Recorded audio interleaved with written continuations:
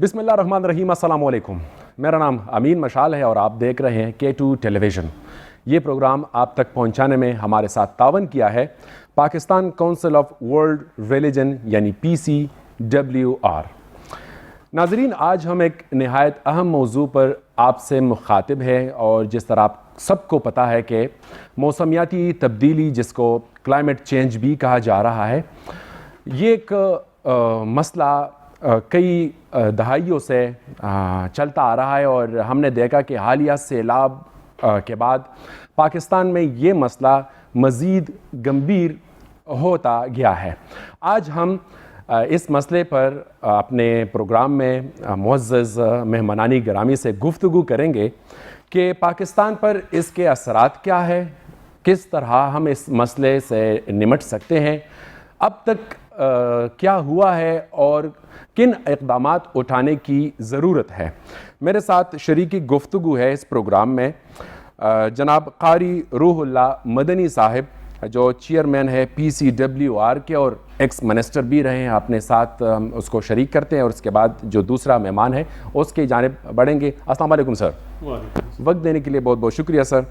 اور اس کے علاوہ ہمارا دوسرا مہمان پروفیسر ڈاکٹر زاہد انور صاحب ہے، پرو وائس چانسلر ہے یونیورسٹی آف پشاور کے. سر، آپ کو بھی خوش آمدید کہتے ہیں. بہت شکریہ. ناظرین، اس اہم گفتگو کے لیے جن دو مہمانوں کو ہم نے اسٹوڈیوز بلایا ہے، تو ہمارے ساتھ کچھ وہ سوالات ہیں، اور اس سوالات کو ہی آگے لے کر ہم سوالات پوچھیں گے. مدنی صاحب، اگر آپ سے میں سوال پوچھوں کہ موسمیاتی تبدیلی اصل میں ہے کیا، سب سے پہلے تو ہم ناظرین کو یہ بتائیں اس کے اثرات اور اسباب کیا ہے پاکستان میں. ہاں جی سر، جس طرح میں نے سوال پوچھا تھا کہ موسمیاتی تبدیلی کیا ہے جی، پاکستان پر، اس کے اثرات کیا ہے اور اس کے اسباب کیا ہے. بسم اللہ الرحمن الرحیم. امین مشال صاحب، جو سوال آپ نے پوچھا ہے، عام طور پر اس کو ماحولیاتی تبدیلی کے نام سے جی جی جانا جاتا ہے. موسمیاتی تبدیلی اس کا ایک حصہ ہے. اچھا، مجموعی طور پر یہ ماحول کی تبدیلی ہے. جی اچھا، ہم نے یہی سنا ہے سب سے کہ موسمیاتی تبدیلیاں، جی، کلائمیٹ چینج کی جب ہم بات کرتے تو ہم نے صرف یہ سنا ہے کہ آپ پودے اگائیں گے اس کے لیے تو ہی یہ مسئلہ حل ہوگا. جی بالکل. تو مجموعی طور پر جو مسئلہ ہے وہ ماحولیاتی تبدیلی، جی، اور موسمیاتی تبدیلی پھر اس کا ایک حصہ ہے. اچھا، اور اس کی خصوصیت یہ ہے کہ یہ کوئی مقامی مسئلہ نہیں ہے، کسی ایک ملک کا نہیں ہے، بالکل، بلکہ اس وقت پوری دنیا کا ہے. پوری دنیا کا مسئلہ ہے. اور اس کی اہمیت اس بات سے بھی ظاہر ہوتی ہے کہ اس وقت دنیا کے بہت سارے ممالک کے اندر ماحولیاتی تبدیلی کے نام سے باقاعدہ ایک مکمل وزارت جو ہے وہ بالکل کام کر رہی. بالکل، پاکستان آپ میں نے بھی صحیح ہے. فرمایا، بالکل اسی طرح ہے. جی ہاں. اور اس کے مزید تعارف کی ضرورت اس وجہ سے نہیں ہے ہمارے لیے، کم از کم پاکستان کے رہنے والے، کہ گزشتہ 2-3 مہینوں میں ہم جن حالات سے گزرے ہیں، تو میرے خیال میں اب کوئی شخص پڑھا لکھا ہو یا ان پڑھ ہو، جی، اس کو سمجھ آ گئی ہے کہ ماحولیاتی تبدیلی کیا ہے اور موسمیاتی تبدیلی کیا ہے. بالکل آپ نے صحیح فرمایا. اور میں نے اس کا جو پروگرام میں نے شروع کیا تو میں نے دہائیوں کا ذکر کیا. وہ اس لیے کہ ہم کئی دہائیوں سے دیکھ رہے ہیں کہ سیلاب آنے کے بعد ہم جو وقتی طور پر تو اس سے نمٹنے کے لیے اقدامات اٹھا لیتے ہیں، لیکن لانگ ٹرم ہماری کوئی اس کے لیے اسٹریٹجی نہیں ہوتی. جی بالکل. اب یہ ماحولیاتی تبدیلی کیوں آ رہی ہے جی، اور اس کے اثرات کیا ہیں؟ تو کئی جو ہے اسباب ہیں اس کے. جی، بنیادی مسئلہ یا بنیادی سبب جو ہے وہ تو یہ ہے کہ دنیا کے اندر جو صنعتی ترقی ہو رہی ہے، جی بالکل، وہ ایک بہت بڑا سبب ہے. آپ ایک اہم اشارے کی طرف آپ وہ بالکل بات کر رہے ہیں. اور ماحولیاتی تبدیل یہ صنعتی ترقی کی وجہ سے نئے نئے کارخانے لگ رہے ہیں اور ان کی وجہ سے حرارت جو ہے وہ خارج ہو رہی ہے, حدت پیدا ہو رہی ہے. جی. پھر اس کے اندر کچھ ایسی چیزیں جو ہیں وہ استعمال ہو رہی ہیں جو بہت زیادہ گرمائش پیدا. مثلا اب تک دنیا کے اندر جو بجلی کی ضرورت پوری کی جاتی تھی وہ کوئلے سے. جی بالکل. تو کوئلہ جو ہے وہ ماحولیات کے اوپر اثر انداز ہونے والا ایک بہت بڑا عنصر ہے. جی. تو یہ بھی ایک وجہ ہے. اس کے علاوہ جنگلات کا کٹنا جو ہے یہ بھی ایک سبب ہے. جی.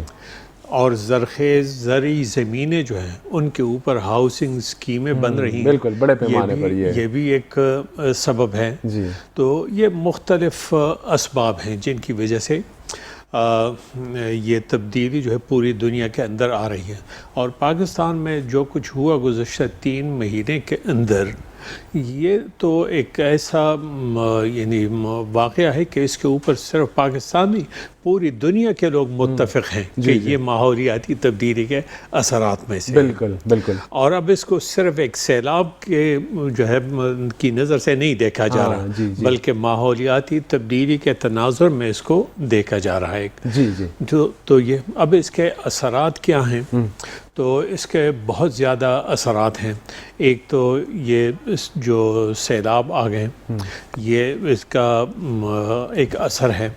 اسی طریقے سے انسان کی صحت کے اوپر اس کے اثرات مرتب ہو رہے ہیں. زیادہ ہیں. پہلے جو صاف ہوا ہمیں میسر آتی تھی اپنی صحت برقرار رکھنے کے لیے اب وہ چیز جو ہے وہ باقی نہیں رہی. بالکل. پھر جو معیشت ہے اس کے اوپر بھی اس کے اثرات مرتب ہو رہے ہیں. آپ اندازہ لگائیں کہ پہلے جب درجہ حرارت کم ہوتا تھا تو ہم پنکھے کے بغیر بھی گزارا کر لیتے تھے. اب پنکھا تو دور کی بات ہے, ایئر کنڈیشنر سے بھی گزارا نہیں ہو رہا. تو ظاہر ہے کہ جب ایئر کنڈیشنر خریدنا, اس کو چلانا, اس کے اوپر اس کی قیمت اور پھر اس کے بجلی کا بل اور اس سے پھر جو دوسرے مسائل پیدا ہو رہے ہیں وہ ایک.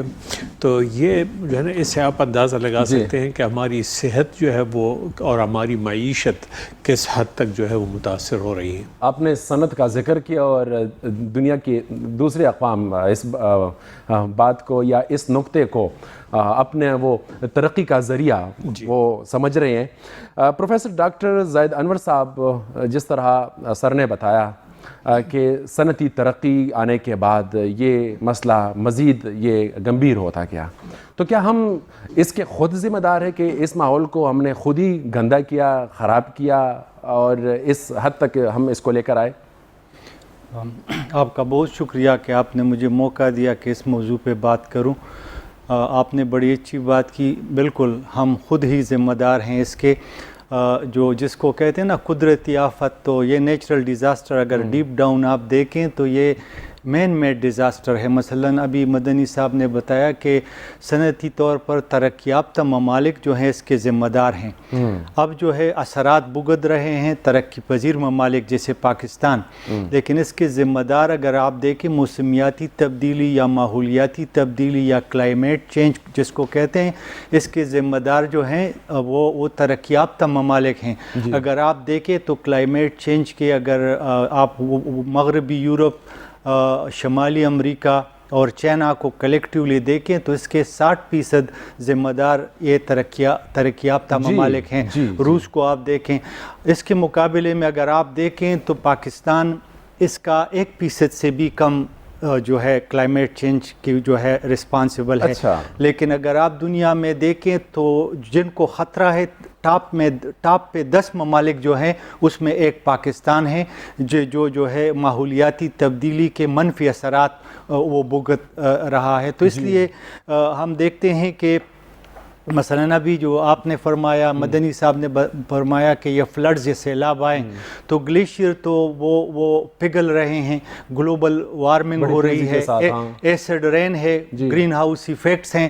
تو اس طرح کی جو موسمیاتی تبدیلیوں کے منفی اثرات ہیں وہ زیادہ تر ترقی پذیر ممالک اس سے جو ہے اس کے منفی اثرات جو ہے اس پر مرتب ہو رہے ہیں، لیکن ذمہ دار جو ہیں وہ ترقی یافتہ ممالک ہیں جہاں پہ ترقی ہوئی ہے، صنعتی ترقی ہوئی ہے۔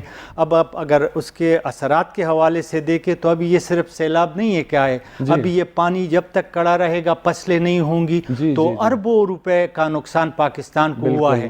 تو معیشت پر اس کے اثرات، معاشرت پر اس کے اثرات، سیاست پر اس کے اثرات ہماری جو ہے نا ایک دوسرے سے جڑے ہوئے ہیں۔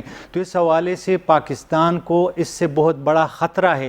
ضرورت اس بات کی ہے کہ پاکستان اس کو جو ہے ترقی یافتہ ممالک یا انٹرنیشنل کمیونٹی کے ساتھ بھرپور طریقے سے ٹیکل کرے کہ پاکستان پہ جو منفی اثرات مرتب ہو رہے ہیں اس کو ایک ایسی جرم کی سزا مل رہی ہے جس کا وہ جرم پاکستان نے کیا ہی نہیں ہے۔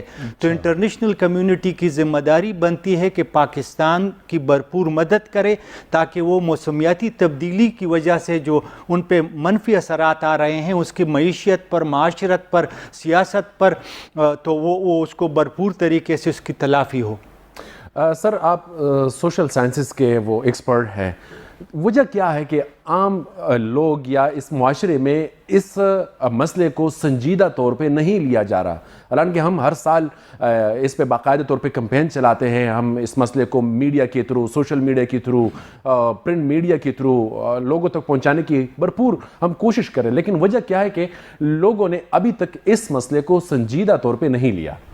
یہ آپ نے بہت اہم سوال کیا ہے۔ اس کو اس طرح اگر ہم لے لیں کہ یہ جو ابھی پروگرام ہو رہا ہے یہ بھی اویئرنیس کا ایک حصہ ہے۔ اس کے جو ہے یہ پروگرام جتنے لوگ دیکھیں گے اس سے اویئرنیس اور جو ہے معلومات ہوگی کہ یہ ایک بہت بڑا مسئلہ ہے۔ دوسری طرف اگر ہم دیکھیں تو پاکستان میں بھرپور ان حالیہ چند سالوں میں بڑی جو ہے اویئرنیس آئی ہے۔ مثلاً اس کو ماحولیاتی تبدیلی کے منفی اثرات سے بچنے کے لیے پاکستانی حکومت نے، پاکستانی اداروں نے، پاکستانی عوام نے مختلف اقدامات کیے ہیں۔ اگر آپ پلانٹیشن کے حوالے سے دیکھیں تو ایک احساس اجاگر ہوا ہے، پلانٹیشن ہوئی ہے، اور اس طرح اگر ریفارسٹیشن کو دیکھیں تو ریفارسٹیشن کا ایک احساس ابھر رہا ہے، اور جو اس طرح کے ڈیفارسٹیشن ہو رہی ہے اس کو روکنے کے لیے اقدامات ہو رہے ہیں۔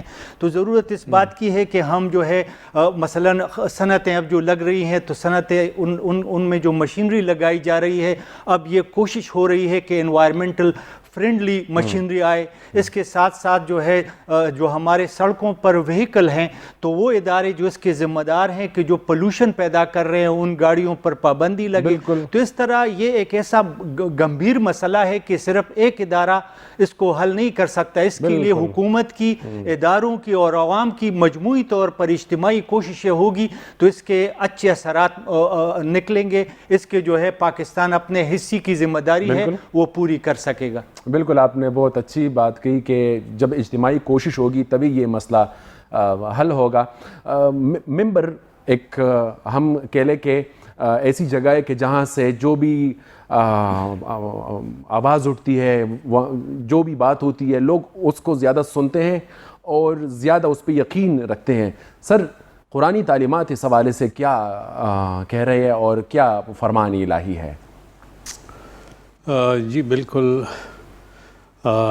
مسائل خواہ وہ ماحولیات یا موسمیات کے ساتھ ان کا تعلق ہو یا صحت کے ساتھ یا کوئی اور بھی مسئلہ، جو بھی مسئلہ ہو اس کے حل میں مسجد اور ممبر یا محراب اور ممبر کا کردار جو ہے بہت اہم ہے۔ بالکل جی۔ اور جیسا کہ آپ نے شروع میں ذکر کیا Pakistan council of world religions کا، ہماری اس آرگنائزیشن کا بنیادی مقصد ہی یہی ہے کہ مسائل کے حل میں مذہبی لوگوں کا کردار جو ہے اس کو بڑھائے جائے۔ جی، اور جب ہم مذہب کی بات کرتے ہیں تو صرف مسلم نہیں بلکہ باقی تمام جو مذاہب ہیں جی، ہم ان کے رہنماؤں کو بھی ساتھ لے کر چل رہے ہیں جی، تو خواہ وہ مسیحی ہوں، ہندو ہوں، سکھ ہوں، کوئی اور مذہب ہو، تو ہم یہ کوشش کر رہے ہیں کہ یہ جو ماحولیاتی مسئلہ ہے اس کے حل میں مذہبی لوگ اور محراب اور ممبر کے کردار کو اجاگر کیا جائے۔ زبردست۔ اور یہ دو طریقوں سے ہے جی۔ ایک تو یہ کہ خود اپنے جو مذہبی ادارے ہیں وہاں ہم کیا کر سکتے ہیں، اور دوسرا یہ کہ لوگوں کے اندر شعور پیدا کرنے کے لیے ہم کیا کردار ادا کر سکتے ہیں. اس کے لیے ہمارا جو ہے انحصار اور وہ دینی تعلیمات کے اوپر ہیں. جہاں تک ہمارے مذہب کا تعلق ہے اسلام کا، تو الحمدللہ اسلام کے اندر اتنی تعلیمات ہیں اس موضوع کے اوپر کہ میری معلومات کی حد تک شاید کسی اور مذہب میں وہ نہیں ہے. یہ اتنی زیادہ اہمیت دی گئی ہے. اب مثلا آپ دیکھیں، میں ایک آیت کا حوالہ دیتا ہوں قرآن کریم میں سورہ کہف کی بالکل ابتدائی آیات میں ہے، اور اس میں یہ کہ اِنَّا جَعَلْنَا مَا عَلَى الْأَرْضِ زِينَةً لَهَا لِنَبْلُوَهُمْ أَيُّهُمْ أَحْسَنُ عَمَلًا، کہ اللہ تبارک و تعالیٰ فرما رہے ہیں کہ یہ زمین کے اوپر جو کچھ ہے ہم نے اس کو زمین کے لیے بطور زینت پیدا کیا ہے. جو کچھ جتنی مخلوقات ہیں یہ بطور زینت، یعنی اس سے نہ صرف یہ کہ اس کی بقا جو ہے، بلکہ بقا سے بڑھ کر اس کی زینت بھی ان چیزوں سے وابستہ ہے. سر آپ کی بات، لیکن وقت ہوئے چھوٹے سے بریک کا، تو ناظرین بریک سے آنے کے بعد مدنی صاحب اپنی تفصیل اور تفسیر جاری رکھیں گے. ہمارے ساتھ رہیے گا.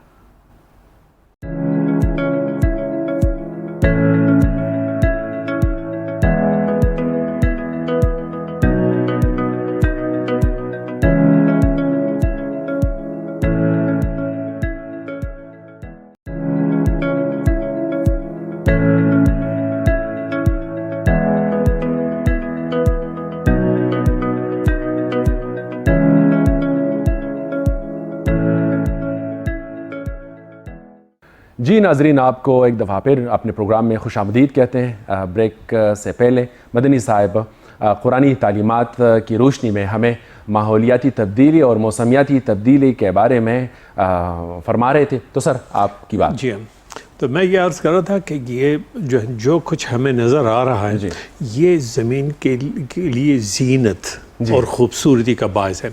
اب یہ انسانی فطرت ہے کہ جو چیز باعث زینت ہوتی ہے اس کی حفاظت کی جاتی ہے. جی بالکل، اس کو ضائع نہیں کیا جا سکتا. یہ جو ہے نا یہ انسان کی فطرت کے اندر یہ چیز شامل ہے. تو ہمیں ایک تو یہ سبق دیا گیا کہ یہ سب چیزیں جو ہیں، خواہ وہ پہاڑ ہیں، جنگلات ہیں، دریاں ہیں، اور جو کچھ کھیت وغیرہ ہیں، یہ سب باعث زینت ہے، ان کی حفاظت کی جائے. دوسری بات یہ ہے کہ اس کی اہمیت اس آیت کے اندر ہمیں بتائی گئی ہے، اور وہ یہ کہ اس کو آخرت کے ساتھ جوڑا گیا ہے. یعنی مسئلہ ہے دنیا کا، لیکن اس کی اہمیت ظاہر کرنے کے لیے اللہ تبارک و تعالیٰ نے اس کو آخرت کے ساتھ جوڑا ہے. اور وہ یہ کہ اس آیت کے آخر میں یہ فرمایا گیا کہ لِنَبْلُوَهُمْ أَيُّهُمْ أَحْسَنُ عَمَلًا، تاکہ ہم ان لوگوں کی آزمائش کریں کہ ان میں سے کون اچھا عمل کرنے والا ہے. واہ سبحان اللہ. جی تو یہ بہت بڑی بات ہے. مطلب یہ کہ اسلام نے ہمیں یہ جو ہے نا نہ صرف ماحولیات کی اہمیت بتائی ہے، بلکہ یہ بھی بتا دیا ہے کہ آخرت میں اس کے بارے میں پوچھا بھی جائے گا. دنیاوی زندگی، دنیا میں جو آپ کا عمل ہو اور اس کا صلہ آخرت میں. پھر آپ دیکھیں کہ جو ہے نا ماحولیاتی مسائل کے حل میں جو بنیادی کردار ہے وہ جیسا کہ ڈاکٹر صاحب نے ذکر کیا، شجرکاری ہے، پلانٹیشن ہے، درخت لگانا ہے. اب اس کی اہمیت جو ہے وہ شریعت کے اندر کتنی ہے. نبی کریم صلی اللہ علیہ وسلم نے ارشاد فرمایا کہ اگر ایک انسان کے ہاتھ میں کوئی پودا ہو اور عین اسی وقت قیامت آ جائے، تو اگر ممکن ہو تو یہ پودا لگا دے. واہ. اب آپ دیکھیں کہ مثلا ہم یہاں بیٹھے ہوئے ہیں، خدا نخواستہ کوئی زلزلہ آ جائے، بالکل ہم کیا کریں گے؟ ہر شخص جو ہے وہ باہر کی طرف بھاگے گا. بھاگے گا. جی. تو شریعت نے کہا کہ جی بھاگنے کی ضرورت نہیں ہے. اگر آپ کے پاس اتنا وقت ہے اور آپ اتنا حوصلہ ہے کہ آپ یہ پودا لگا سکتے ہیں تو لگا دیں. اور دوسری بات یہ ہے کہ اس کا جس انداز میں یعنی انسان کو یہ نہیں سوچنا چاہیے کہ جی قیامت تو آنے والی ہے, یہ سب کچھ تو ویسے ہی برباد ہو جائے گا, تو اب پودا لگانے کی کیا ضرورت ہے. شریعت کا تقاضا ہے کہ نہیں, یہ آپ نے یہ نہیں سوچنا نتائج کیا ہے, بعد میں کیا ہونا, وہ اس کو آپ چھوڑیں, آپ یہ پودا لگا دیں, اپنی ذمہ داری پوری کریں, باقی پھر قیامت آتی یا کچھ بھی ہوتا ہے. تو یہ اتنا, اور اس کے اوپر, اس موضوع کے اوپر ہمارے دین کے اندر جو تعلیمات ہیں, مجھے تو یعنی یہ لگتا ہے کہ اس کے اوپر جو ہے نا اگر ایکسپرٹس کو بلایا جائے تو کئی گھنٹوں نہیں دنوں تک اس کے اوپر جو ہے وہ گفتگو ہو سکتی ہے. انشاءاللہ ہمارا یہی سلسلہ جاری رہے گا. پروفیسر ڈاکٹر زاہد انور صاحب, کیا آپ سمجھتے ہیں کہ نوجوان نسل نے اس مسئلے کو محسوس کیا ہے, اس مسئلے کے اوپر انہوں نے کچھ کام کیا ہے, یا آپ اگر پشاور یونیورسٹی کی ہی مثال ہمیں دیں کہ وہاں پہ بڑی تعداد میں جو طلبہ تعلیم حاصل کر رہے ہیں, تو کیا وہاں پہ اس قسم کی کوئی وہ ایکٹیویٹیز ہوتی ہیں؟ بالکل, آپ کا بہت اہم سوال ہے, کیونکہ ہماری آبادی کا 64% سے زیادہ جو ہے نوجوانوں پہ مشتمل ہے, اور ضرورت اس بات کی ہے کہ ہم آنے والے نسلوں کے لیے ماحول کو صاف ستھرا رکھیں. اور وہ تو اس حوالے سے یہ ہے کہ بالکل ہمارے نوجوانوں میں پچھلے کئی سالوں سے ایک آگہی آئی ہے, ایک شعور آیا ہے. اور جہاں تک ہماری یونیورسٹی ہے وہاں پہ ایک ڈپارٹمنٹ ہے, ڈپارٹمنٹ آف انوائرمنٹل سائنسز. تو اس حوالے سے پشاور یونیورسٹی کے اندر مختلف فیکلٹیز ہیں, اور وہ آلودگی کے حوالے سے, انوائرمنٹ کے حوالے سے مختلف پروگرام کرتے ہیں. وہاں پہ جو ہے ڈگری پروگرام ہے ہمارا, باقاعدہ BS, MS اور PhD کے لیول پر پروگرام ہے. اس کے علاوہ واک کرتے ہیں, اس طرح اویئرنیس کے حوالے سے وقتاً فوقتاً پروگرام کرتے ہیں. تو ہماری نوجوان نسل جو ہے اس حوالے سے وہاں پہ جو ہے شعور زیادہ ہے. اگر آپ اپنے ہمارے ایج کے گروپ میں دیکھیں تو ادھر کمپیریٹیولی کم ہے, لیکن یہ انٹرنیٹ کی وجہ سے, یہ جو ہے انفارمیشن ٹیکنالوجی کی وجہ سے, انفارمیشن ریولوشن کی وجہ سے اویئرنیس بڑھ گئی ہے. بس صرف ضرورت اس بات کی ہے کہ ان کو سسٹمیٹکلی آرگنائز کیا جائے, اور نوجوانوں سے بھرپور وہ جو ہے وہ کام لیا جائے جو اس حوالے سے ضروری ہے. تو نوجوان اویئر ہیں, وہ اس بات کو سمجھتے ہیں, اور وہ اس کو اس بات کا احساس ہے کہ وہ جو انگریزی میں کہتے ہیں کہ we swim and sink together. تو اب یہ جس طرح مدنی صاحب نے شروع میں یہ بات کی کہ یہ کسی ایک لوکیلٹی کا مسئلہ نہیں ہے, ملک کا مسئلہ نہیں ہے, اس سے سارے گلوب کے لوگوں کا مسئلہ ہے. ایک واقعہ ایک دنیا کے ایک حصے میں ہوتا ہے, لیکن اس کے اثرات جو ہے باقی دنیا پہ مرتب ہوتے ہیں. تو اس حوالے سے ضرورت اور اس بات کی ہے کہ ہم اپنے نوجوانوں کو اور جو ہے شعور لائیں, اور اس طرح کے مختلف پروگرام کریں تاکہ ان کو احساس ہو کہ کلائمیٹ چینج کے حوالے سے ہماری کیا ذمہ داری بنتی ہے, اور وہ اس ذمہ داری کو نبھائیں. آپ نے بہترین انداز میں ایسے بیان کیا. اور روح اللہ مدنی صاحب, میں سمجھتا ہوں کہ دنیا کے دوسرے ممالک, جس طرح سر نے آپ نے گفتگو میں فرمایا کہ جہاں پہ صنعتی ترقی ہوئی ہے, ترقی یافتہ ممالک, اور وہاں سے یہ مسئلہ یہ پوری دنیا تک پھیلا ہے, تو میں سمجھتا ہوں کہ ان لوگوں نے پھر بعد میں اپنے آپ کو اس سے نمٹنے کے لیے تیار بھی کیا ہے. سر میرا سوال یہ ہے کہ ہم بحیثیت قوم پاکستان اس مسئلے کا مقابلہ کرنے کے لیے تیار ہیں؟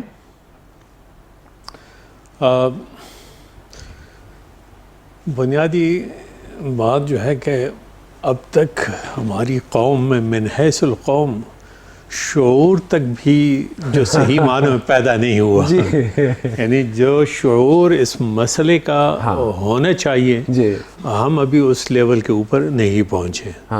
تیاری تو بات کی بات ہے, اور اس کا اندازہ آپ جو ہے نا اس بات ہے کہ یہ صورتحال صرف عوام تک نہیں, حکومتی پالیسیوں میں بھی یہ بات ہمیں نظر آ رہی ہے. جی جی. مثلاً آپ دیکھیں کہ 2 سال پہلے تک پاکستان میں نئے کوئلے سے چلنے والے بجلی گھر جو ہیں وہ قائم کیے جائیں. دنیا کے اندر بند کیے جا رہے ہیں. ہاں بالکل. اور یہاں گزشتہ یعنی 4-5 سال کے اندر نئے جو ہے وہ بجلی گھر بنا دیے گئے. پھر سوچے کہ ہم کس حد تک ترقی یافتہ ہیں. جی ہاں. اور پھر وہ جو ہے نا مثلا دوسری چیز جو ہے وہ بھی حکومت کے ساتھ تعلق ہے. اور عوام یا پڑھے لکھے لوگ مثلا جو شخص ایک کارخانہ لگا رہا ہے تو اس کے پاس جو ہے تجربہ بھی ہوتا ہے اور اس کے پاس تھوڑا بہت علم بھی ہوتا ہے, تعلیم یافتہ آدمی ہوتا ہے. بالکل. جی ہاں.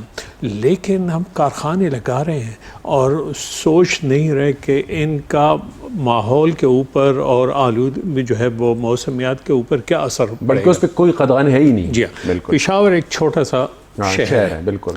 آپ اس کے جو ہے نا یعنی 3 اطراف میں ایک حیات آباد میں انڈسٹریل اسٹیٹ ہے, پھر جنوب کی طرف کوہاٹ روڈ پہ انڈسٹریل اسٹیٹ ہے, ورسک روڈ پہ بالکل ماربل سٹی. جی ہاں.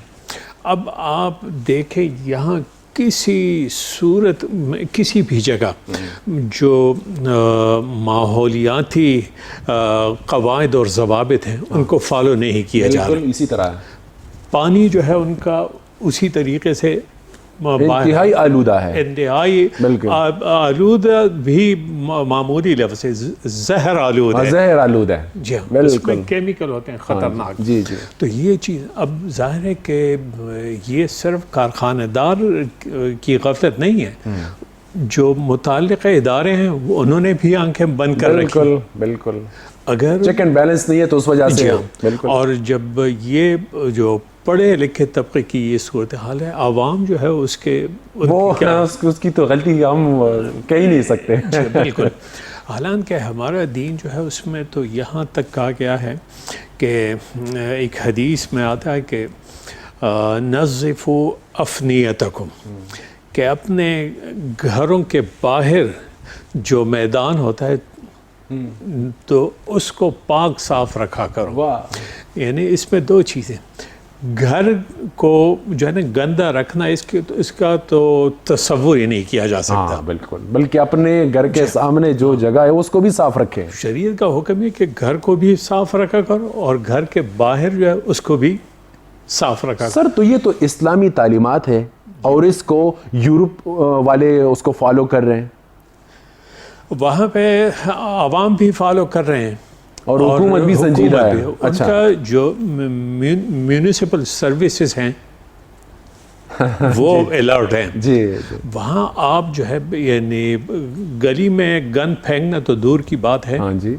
آپ اپنے گھر کے اندر کسی لان کے اندر کوئی جو ہے نا ویسٹ جو وہ ہے بالکل اس کو جلا بھی نہیں سکتے کیونکہ اس سے بھی جب دھواں, تو اس کا ایک باقاعدہ انہوں نے نظام بنا رکھا ہے. جی.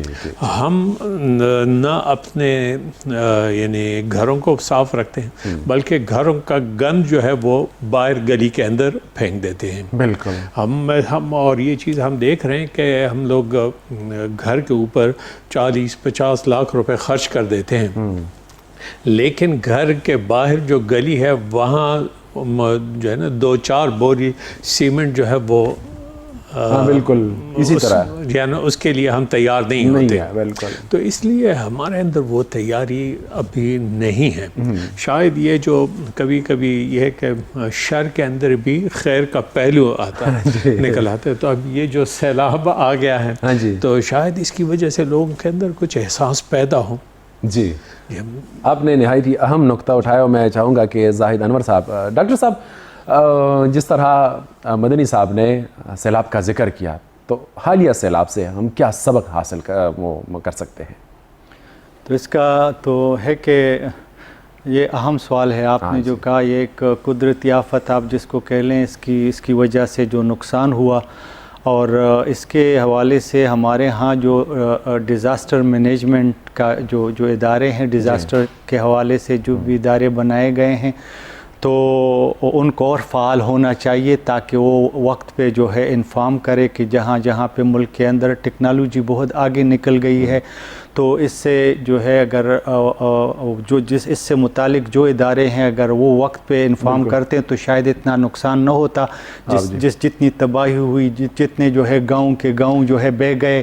اور سر آپ نے ڈیزاسٹر مینجمنٹ اتھارٹی کا وہ ذکر کیا، تو میرے خیال میں وہ تو اس انتظار میں ہوتے ہیں کہ آفت کب آئے گی تبھی وہ لوگ الرٹ ہوتے ہیں، اس سے پہلے میں نے نہیں خیال کہ بالکل آپ صحیح کر رہے ہیں. تو اس کے حوالے سے ارلی وارننگ کا جو حصہ ہے نا کہ پہلے سے جو ہے اس حوالے سے سیٹلائٹس ہیں. آج کل تو ٹیکنالوجی بہت آگے نکل گئی ہے. تو یہ جو ابھی مدنی صاحب بتا رہے تھے تو حقیقت یہی ہے کہ ہمارے جو امپلیمنٹیشن والا ہے نا، قوانین بھی ہے لیکن ان کی امپلیمنٹیشن کی بات آتی ہے، جس طرح زہر الآلود پانی اور اس طرح کی بات کی، تو ضرورت اس بات کی ہے کہ قوانین کو دیکھا جائے، اس میں اگر کہیں کہیں ریفارمز کی ضرورت ہو، تبدیلی کی ضرورت ہو تو ان قوانین میں تبدیلی لائی جائے. اور جو ادارے اس مقصد کے لیے بنے ہیں، جن کا کام یہی ہے کہ اس طرح کے آفات کو سے متعلق جو ہے ارلی پریڈکشن کرے اور وہ متعلقہ لوکیلٹی میں، علاقے میں لوگوں کو انفارم کرے، تو اس طرح کی کوششوں سے جو ہے ان کی جو تباہی ہوتی ہے اس میں کمی لائی جا سکتی ہے. ان سیلابوں سے جو ہے ایک اویئرنیس آ گئی کہ اس طرح کے ہے. اب یہ کوئی آخری نہیں ہے، اللہ کرے کہ پھر نہ ہو، لیکن یہ ایک سلسلہ ہے، یہ کلائمیٹ چینج کا ایک حصہ ہے، اس کے اثرات ہیں. تو ہو سکتا ہے کہ فیوچر میں اس طرح کے ہوں، تو اس کے لیے پہلے سے پریپیئرڈنس، اس کو جو کہتے ہیں نا ہماری یونیورسٹی آف پشاور میں جو اس کے لیے سینٹر ہے، اس کو centre of disaster preparedness and management کہتے ہیں. تو پریپیئرڈنس میں یہ بات آتی ہے کہ آپ پہلے سے باقاعدہ منصوبہ بندی کرے کہ اس طرح کے آفات ہوں تو اس کے لیے ہم نے یہ کرنا ہوگا. خواہ وہ جو آپ نے اتھارٹی کی بات کہی یا اس طرح کے دوسرے متعلقہ موسمیات کے حوالے سے ادارے ہیں، ان کی بھی ذمہ داری بنتی ہے.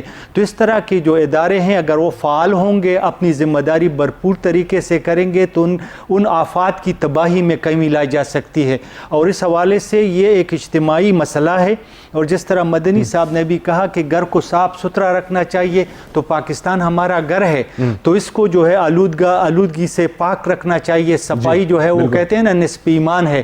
تو صفائی اگر یہاں پہ آلودگی تو صفائی کی مخالف ایک ہے نا، تو اگر آلودگی نہیں ہوگی، صفائی ہوگی تو کلائمیٹ چینج پہ ہماری جو ہے ہماری کنٹریبیوشن ہوگی کہ ہم پازیٹیو کنٹریبیوٹ کریں گے بہترین طریقے سے. بالکل آپ نے اس کی تفصیل بتائی.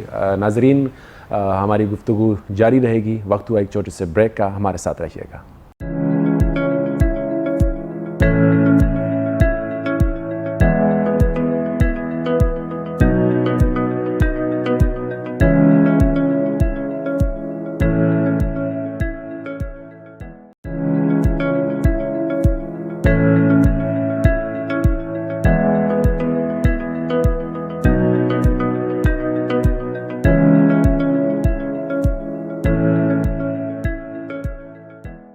ناظرین ایک بار پھر آپ کو خوش آمدید کہتا ہوں اپنے پروگرام میں. ہماری گفتگو جاری ہے موسمیاتی اور ماحولیاتی تبدیلی کے حوالے سے. حکومت نے کیا ہے اور کیا جو کیا ہے اس پہ عمل بھی کیا ہے یا نہیں. روح اللہ مدنی صاحب، مجھے تو نظر نہیں آ رہا، بلکہ میں نے تو اس حد تک سنا تھا کہ حکومت نے اس حوالے سے ایک خصوصی فورس بنائی ہے اور وہ اس پہ چیک رکھے گی، اس پہ نظر رکھے گی. تو آپ کہیں پر دیکھ رہے ہیں؟ حکومتی سطح پہ کچھ کام ہوا ہے، کچھ کام ہوا ہے جی ہاں، لیکن اس کے جو اثرات ہونے چاہیے وہ نظر نہیں آ رہے. جی جو کام ہوا ہے وہ مثلا اس میں نے ابتدا میں بھی عرض کیا تھا کہ مثلا وفاقی سطح پہ ماحولیاتی تبدیلی کی باقاعدہ ایک مستقل وزارت قائم کی گئی ہے. جی اسی طریقے سے وفاقی سطح پر جو ہے وہ NDMA، جی نیشنل ڈیزاسٹر مینجمنٹ اتھارٹی، پھر ہر صوبے کے اندر PDMA، جی پروونشل ڈیزاسٹر مینجمنٹ اتھارٹی، یہ قائم کی. بڑے بڑے تنخواہیں لیے جا رہے ہیں. جی ہاں. اسی طریقے سے ڈاکٹر صاحب نے بتایا کہ جی یونیورسٹیز کے اندر باقاعدہ اب جو ہے انوائرمنٹل مینجمنٹ سائنس کے نام سے جو ہے وہ ڈپارٹمنٹس وہ قائم کیے گئے ہیں. لیکن ہماری بدقسمتی یہ ہے کہ ہم جو ہے نا بڑے بڑے عہدے جو ہیں وہ رکھے جاتے ہیں ان اداروں میں، بڑے بڑے نام ہوتے ہیں، چیئرمین اور ڈائریکٹر جنرل اور کیا کیا جو ہے وہ نام، اور یہ جو زیادہ بجٹ ہوتا ہے صرف اسی کو تباہ کر رہے صرف اس معاملے کی حد تک میں نہیں کہہ رہا، یعنی ہمارے پاس جو ہے نا ترقیاتی اسکیموں کے لیے بجٹ کم ہوتا ہے، اور جو انتظامی امور ہوتے ہیں جی ان کے لیے پیسہ جو ہے زیادہ تر اس کے اوپر خرچ ہوتا ہے، جہاں پہ ٹھیکیداری نظام آتا ہے. جی بالکل. جب تک ہم انتظامی اخراجات جو ہے وہ کم کر کے ترقیاتی امور کے اوپر زیادہ اخراجات نہیں کریں گے، یہ مسئلہ جو ہے وہ حل ہونے والا نہیں ہوگا.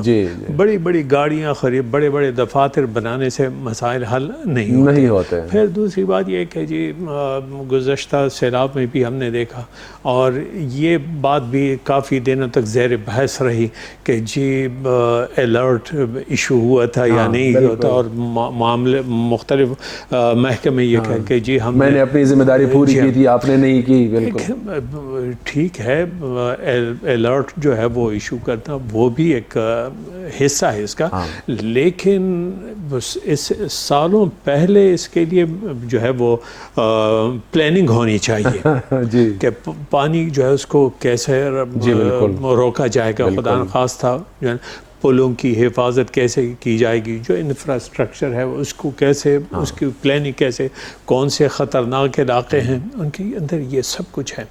بعض چیزیں ہیں ایسی ہیں کہ ان کے اوپر کوئی پیسہ خرچ بھی نہیں ہوتا، اور وہ معمولی محنت کر کے ہم جو ہے نا حکومتی سطح پر اور عوامی سطح پہ اس سے فائدہ اٹھا سکتے ہیں، کامیاب بنا سکتے ہیں. مثلا میں ایک ملک میں گیا باہر، ترقی یافتہ ملک ہے، وہاں میں نے دیکھا کہ بعض ادارے ہیں، ان اداروں میں بھی گیا، اور ان کا بڑا رقبہ ہے، مثلا 1 ایکڑ 2 ایکڑ رقبے پہ جو ہے نا ایک باقاعدہ کوئی ادارہ بنا ہوا ہے، کمپاؤنڈ ہے اس کا. اچھا، اس میں جو بات مجھے پسند آئی وہ یہ کہ اسی کمپاؤنڈ کے اندر، 4 دیواری کے اندر، انہوں نے ایک جگہ پہ کسی کونے میں جو ہے نا ایک تالاب سا بنایا ہوا ہے، بالکل کچا. بالکل کچا. کچا. اور جب اس علاقے کے اندر بارش بھی کافی ہوتی ہے، تو جب بارش ہوتی ہے اس پورے کمپاؤنڈ کا ایک قطرہ بھی باہر نہیں جاتا، وہ پانی سارے کا سارا پہلے اس تالاب میں آتا ہے. جب تک وہ تالاب بھر نہیں جاتا وہ پانی باہر نہیں جاتا. اور اس کے وہ کافی بڑا ہوگا وہ. جی بالکل، یعنی سائز پر منحصر کرتا ہے، پلاٹ کے سائز کے اوپر.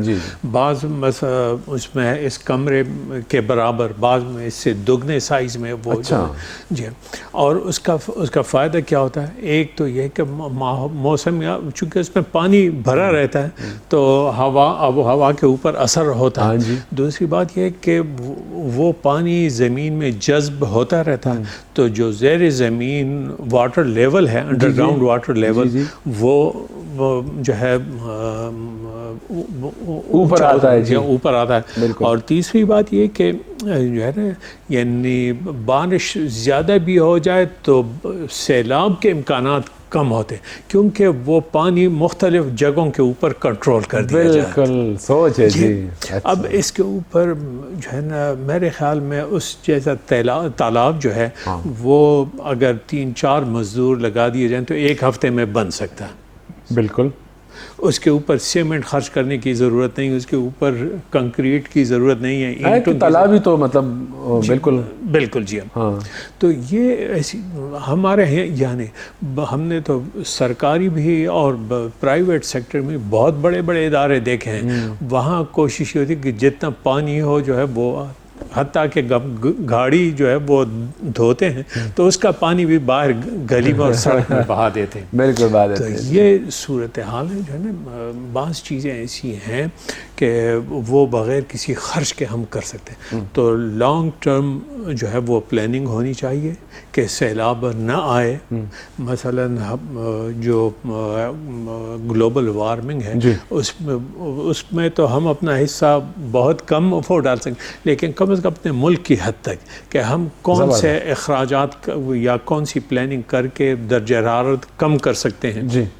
بالکل اس پہ ہم جو ہے وہ بات تو اور پھر پلاننگ کی ضرورت ہے. آپ نے بڑی اچھی بات کہی. تو پہلے پلاننگ کی ضرورت اور پھر دوران سیلاب جو ہے آفت کے اس میں بھی ریسکیو اور وہ آپریشن اور پھر اس کے بعد ریہیبلیٹیشن. پروفیسر ڈاکٹر زاہد انور صاحب, جس طرح سر نے بات کی تو یہ تاثر بھی عام پایا جاتا ہے کہ چلے ادارے اپنی ذمہ داری نہیں نبھا رہے, اپنا کام نہیں کر رہے, تو ہماری بھی مطلب کوئی ذمہ داری نہیں بنتی کہ ہم آگے بڑھیں. تو کیا یہ تاثر عام ہے اور اس تاثر کو ہم کس طرح کنٹرول کر سکتے ہیں؟ بالکل آپ نے بڑی اچھی بات کہی, لیکن یہ ہے کہ یہ صرف حکومت کی ذمہ داری نہیں ہے بالکل کہ جو ہے وہ کلائمیٹ چینج کے حوالے سے اگر حکومت کوئی قدم نہیں اٹھا رہی تو یہ تو ہر فرد کی ذمہ داری ہے, کیونکہ ہر فرد اور اس کی آنے والی نسل جو ہے وہ اس کے منفی اثرات اس پہ مرتب ہوں گے. تو ضرورت اس بات کی ہے کہ ہر پاکستانی شہری وہ اپنی ذمہ داری کا احساس کرے اور بھرپور طریقے سے آلودگی جو ہے کو پھیلانے سے روکے اور اس میں اپنا حصہ ڈالے. اور اس حوالے سے آپ نے جو بات کی, یہ نہیں حکومت کی بھی ذمہ داری بنتی ہے, کوارڈینیشن زیادہ ہونی چاہیے. اگر ہم دیکھیں فیڈریٹنگ یونٹ اور سینٹر, فیڈرل اور پروونشل گورنمنٹ کے درمیان زیادہ کوارڈینیشن ہونی چاہیے. سیاسی پارٹیوں کی, حکومتوں کے اس سے ہٹ کر جو ہے بعض چیزیں ایسی ہوتی ہے جس پہ پوائنٹ سکورنگ نہیں کرنی چاہیے, بلکہ ضرورت اس بات کی ہے کہ ملک جو لوگ سفر کریں گے, ہمارے بچے جو ہے آنے والی نسلیں, اس کی مستقبل کا سوال ہے. تو اس پہ ضرورت اس بات کی ہے کہ فیڈریٹنگ یونٹس اور سینٹر سب مل کر جو ہے, خواہ پروونشل حکومت ہو یا فیڈرل حکومت ہو, وفاقی حکومت ہو, سب مل کر جس طرح مدنی صاحب نے منصوبہ بندی کی بات کی تو منصوبہ بندی ہو, اور جو ہے حکومت کے ساتھ ساتھ متعلقہ ادارے اور پھر ہر فرد جو ہے, ہر پاکستانی جو ہے وہ اپنی ذمہ داری پوری کرے. وہ واٹر پولوشن ہو, نائز پولوشن ہو, ایئر پولوشن ہو, اس طرح آلودگی کو کم کرنے میں اپنا حصہ ڈالے.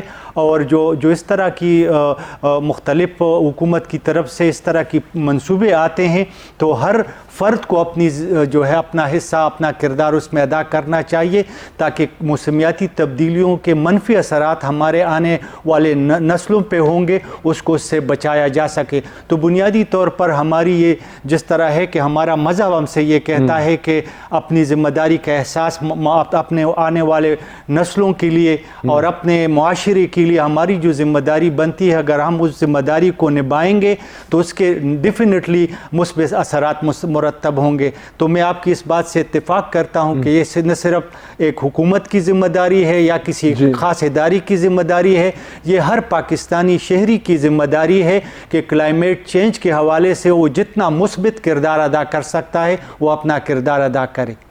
روح اللہ مدنی صاحب, میں سمجھتا ہوں کہ اس پر آپ بہترین طریقے سے بات کر سکتے ہیں. مہنگائی نے عام عوام کو اس حد تک جھنجھوڑا ہے کہ میرا نہیں خیال کہ وہ اس گفتگو کو سننے کے لیے بھی تیار ہوں. دوسری جانب اگر ہم دیکھیں تو جو سیاسی جماعتیں ہیں, جو سیاسی پارٹیاں ہیں, انہوں نے بھی مہنگائی کو لے کر ہی سیاست شروع کی ہے. آپ کیا سمجھتے ہیں ہمارے سیاسی ترجیحات کیا ہونے چاہیے؟ دیکھیں, جو صورتحال ہے اس وقت وہ تو بالکل ویسی ہی ہے جیسے آپ نے ذکر کیا, لیکن یہ کہ ہم کچھ چیزیں سیاست سے اور انفرادی ذاتی مفادات سے بالاتر ہوتی ہیں. بالکل.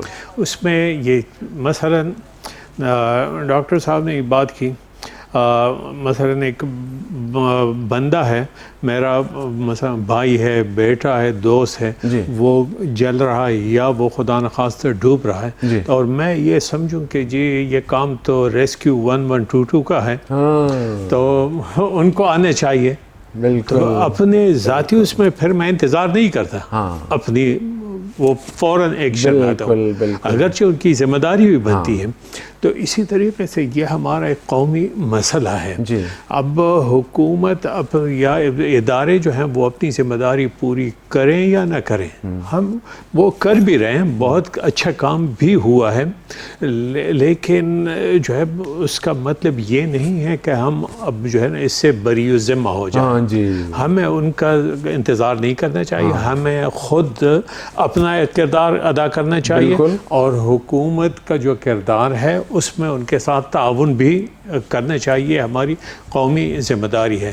اور باقی جو ہے اس جو ہے نا یہ چیزیں مثلا سیلاب کا معاملہ ہے تو اس کو ہمیں سیاست سے اور ان چیزوں سے ذاتی مفادات سے بالا تر رکھنا چاہیے. بلکہ ہم نے تو دیکھا ہے کہ جب بھی آفت آتی ہے اس پہ بھی سیاست ہوتی ہے. سیاست بھی، اور ابھی آپ دیکھیں یہ جب سیلاب آئے تو وہ خیمہ جو ہے نا 4,000 روپے ملتا تھا وہ 10,000 روپے تک، بلکہ شارٹیج پڑ گئی تھی اس کی. جی ہاں. اب یہ کن لوگوں نے کیا؟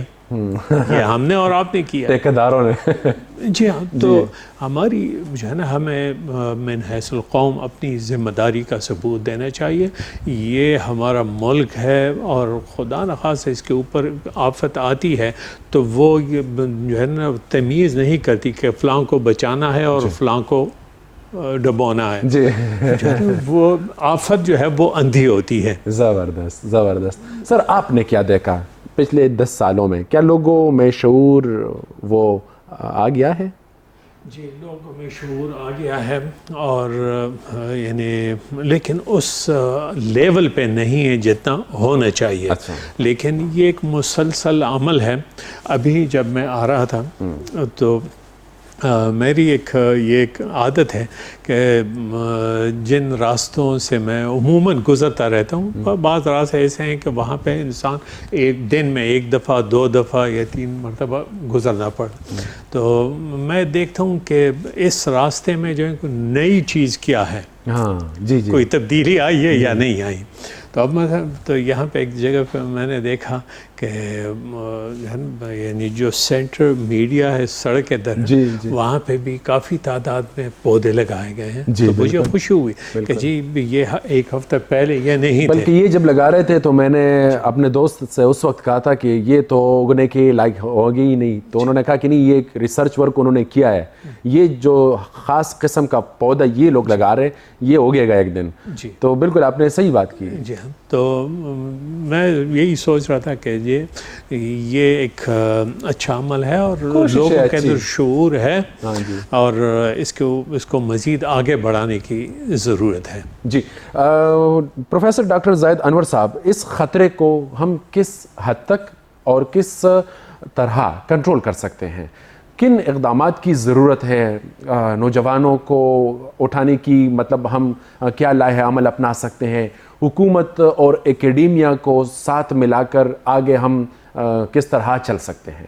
ہاں، یہ آپ نے بہت اچھا سوال کیا. اس کے لیے ضرورت اس بات کی ہے کہ جو ہمارے تعلیمی ادارے ہیں، یونیورسٹیز ہیں، کالجز ہیں، اسکول ہیں، ہم وہاں پہ باقاعدہ جو ہمارے نوجوان ہیں اس کے شعور اور آگاہی کے لیے مختلف پروگرام کریں کہ یہ ماحولیاتی تبدیلی یہ کیا ہے اور اس کے کیا اثرات ہوں گے آنے والے وقت میں.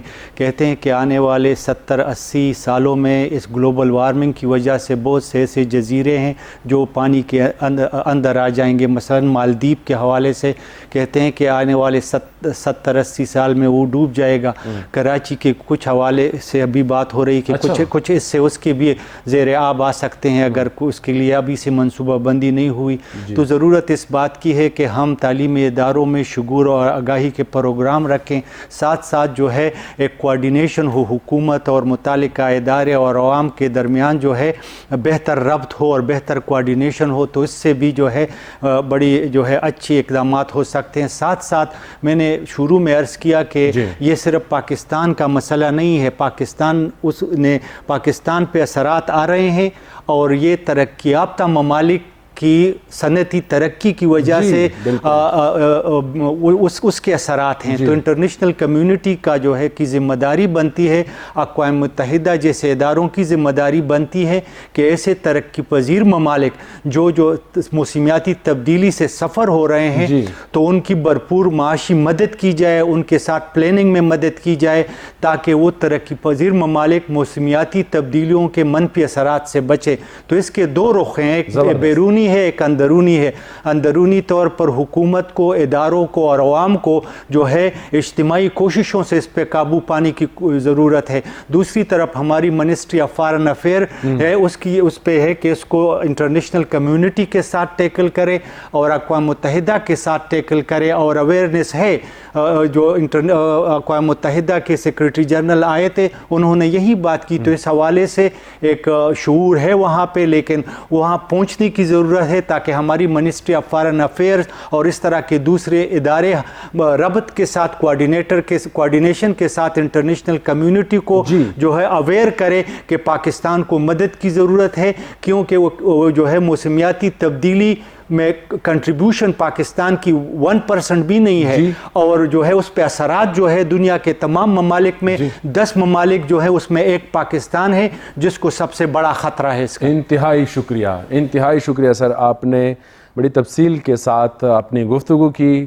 اس پروگرام کو آپ تک پہنچانے میں ہمارے ساتھ تعاون کیا تھا Pakistan council of world religion یعنی PCWR, اور ہمارا یہی سلسلہ جاری رہے گا. ہم اسی سلسلے میں مختلف مہمانان گرامی کو آپ کے سامنے لائیں گے اور اس مسئلے کو بھی ڈسکس کریں گے. میرے ساتھ قاری روح اللہ مدنی جو چیئرمین ہے PCWR کے, اور پروفیسر ڈاکٹر زاہد انور صاحب pro vice chancellor university of Peshawar کے میرے ساتھ شریک گفتگو تھے. سر آپ دونوں کا تہہ دل سے انتہائی شکریہ. شکریہ جی, بہت مہربانی. اور ناظرین, اگر آپ سانس لے رہے ہیں اور سانس لینا چاہتے ہیں تو اپنے حصے کا پودا ضرور اگائیں. اسی کے ساتھ اس پروگرام کے ہوسٹ امین مشال کو دیجیے گا اجازت. اللہ نگہبان.